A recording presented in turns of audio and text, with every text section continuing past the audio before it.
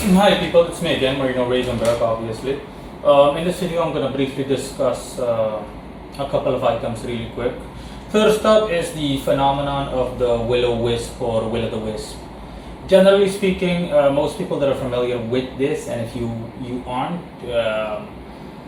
just check out the link in the description below. I'm gonna add, I think, most likely a Wikipedia section. In any case, I'm gonna add a definitionary website, or the link, better said, to a definitionary website that will describe what the will-o'-the-wisp is. In any case, the will-o'-the-wisp is a phenomenon that's known as balls of light that appear in swamps, primarily throughout the UK, if I'm not mistaken. So England and Ireland and Scotland and whatnot.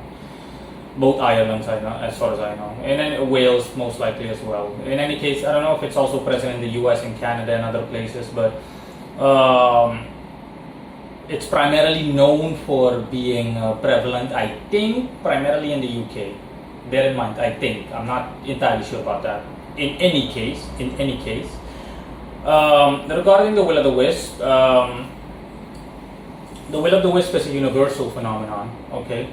It's I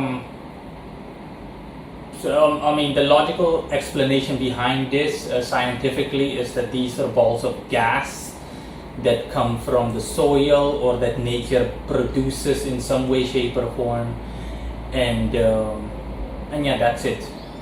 But I'm not saying that that's not a possibility. That is a possibility in some cases, but in other cases, the will-o'-the-wisp are simply nature spirits that take on, or spiritual energy, residual energy, they're like drifter spirits essentially, or drifting spiritual energy, but primarily the former than the latter, that simply, they simply do their thing and they hover throughout nature and whatnot. That's why usually in encounters, or if someone were to encounter them, they're automatically going to disappear or evaporate or similar. If this was a nature-created phenomenon, something normal, something purely natural, literally natural and figuratively, then they wouldn't disappear. You could easily observe them and study them. They would be somewhat inanimate, okay? The same way that, for example, or at least semi-inanimate, the same way that you can observe trees and everything and spores and shit like that. So yeah, that's that. That's it for the will-o'-the-wisp. Bear in mind, like I said, not every will-o'-the-wisp is a nature spirit that simply appears as a ball of light and whatnot, in terms of my explanation. It is possible that in some of these cases, some light sources that are present throughout nature in swamps and whatnot, that some of them are indeed natural, so simply created or brought forth by nature. But with others, at least partially, okay, for those where paranormality applies, so basically where we're dealing with something paranormal, we're not dealing with something natural, anything like that, nothing man-made, nothing nature-made.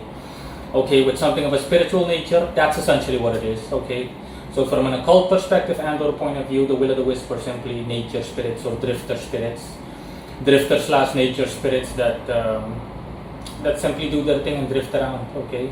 And in lesser cases, residual spiritual energy from a spirit that simply lingers in an area and whatnot. An example that I can give here, I've encountered these myself, and like I said, these are known globally. You can find them almost everywhere where there is a good deal of nature present, but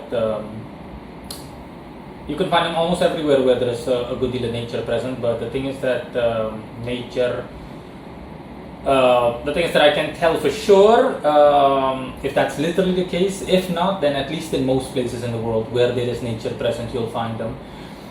Secondly, of course, they're known by different names. In the UK and in English-speaking regions of the world, they call it the will-o'-the-wisp. In other places, they call it something else entirely. You name it. But at its core level, it's the same thing. Or at the core, it's the same thing. Yeah, I've seen these myself. It was, I think, a year ago. Yeah, last year. I went on a road trip, and by the time we started to head home, it was like 9 or 10 p.m. and we were in a deserted area or location where rarely anybody goes, let alone at night, because the road, it's a dirt road and it's more of a trail than a road, and it's horrible in terms of traversing. It's horrible in terms of driving past it with a car, and we simply headed home. I think I got home at like 1 a.m. or midnight. We were surrounded by jungle. This was like a couple of 100 kilometers outside the city. It was me and two other guys, me, a driver, and another guy.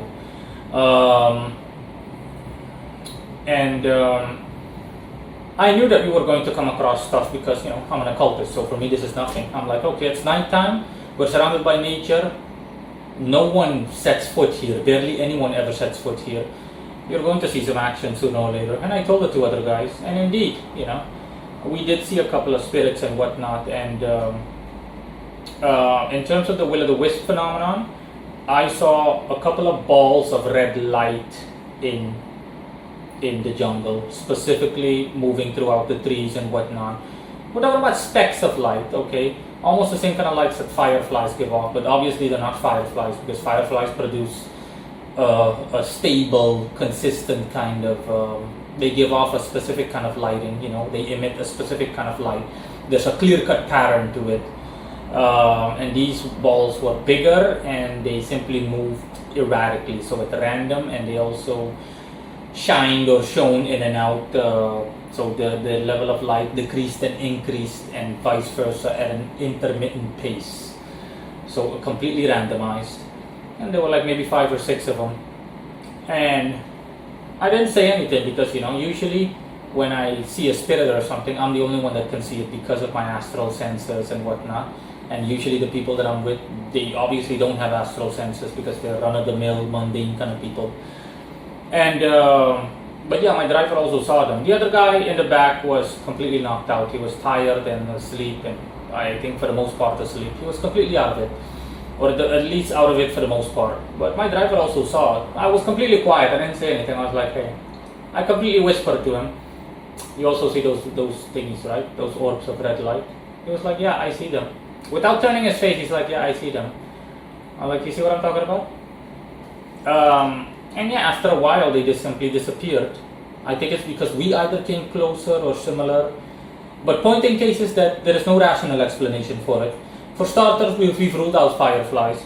Secondly, like I said, there's no one there. So there is literally no chance, 0% chance of, for example, an encampment being set up there, a mining encampment, or anything that you can actually explain in the way of rationale that would give off that light. And under no circumstance can it be rational lighting or lighting that is either man-made or naturally made. There's nothing in nature that creates red light as far as I know. Nothing. Not once in the world have I seen, for example, something in nature, either an animal or a plant, give off any kind of luminescent source that is red. So it doesn't matter which way you twist or turn it, there is no rational explanation for it. So me being an occultist, I know what they are. Okay, that's why you don't see them during the day, for example. It's purely at night and in completely desolate locations. And in a video that you'll see on the end screen, I've already discussed that the majority of quite interesting spirits that, for example, that are for the most part nocturnal and that you could find maybe like 50 years ago in urban areas. All of them, generally speaking, have moved to desolate places, usually places within nature. Because, like most entities, they don't want to be bothered. The same way that you want to lead a peaceful life as a human being. You're not too fond of chaos and strife and related. And the same counts for example, forest animals. That's why they venture deep into the forest, because they don't want to be bothered. Unless they know for sure that, humans don't pose a threat to them. But that's the same thing with spirits, and even more so. I use the phrase nature spirits fast and loose because you'll find them in nature nowadays. But back in the day, maybe like half a century ago or a century ago, when you had no artificial lighting, so no street lighting, no lighting grid essentially on the road, then yeah, if the sun goes down, then you better believe that a lot of these spirits are going to become active. The same way that animals in the jungle are nocturnal, the majority or the bulk of them, and they're active at night, so you can find them at night. If you go into the forest during the day, you'll rarely find an animal. But at night, you'll find everything that you want, more or less. And the same applies to these quote-unquote nature spirits. Nature spirits, these are simply, a good deal of them are spirits that simply want peace and quiet, and they want to lead a peaceful, tranquil existence. So they deliberately avoid any contact whatsoever with especially with human beings. Yeah, no, just ignore that. They avoid contact with any human beings. Okay. Oh, just shut up. Give me a second. Yeah, they avoid any contact with human beings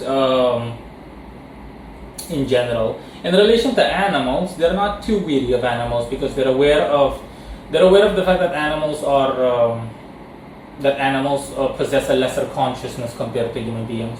But that's usually why you should also be on guard if you go into no man's land, not necessarily the forest, but any desolate location, and you're noticing that animals avoid a specific part, of that desolate location.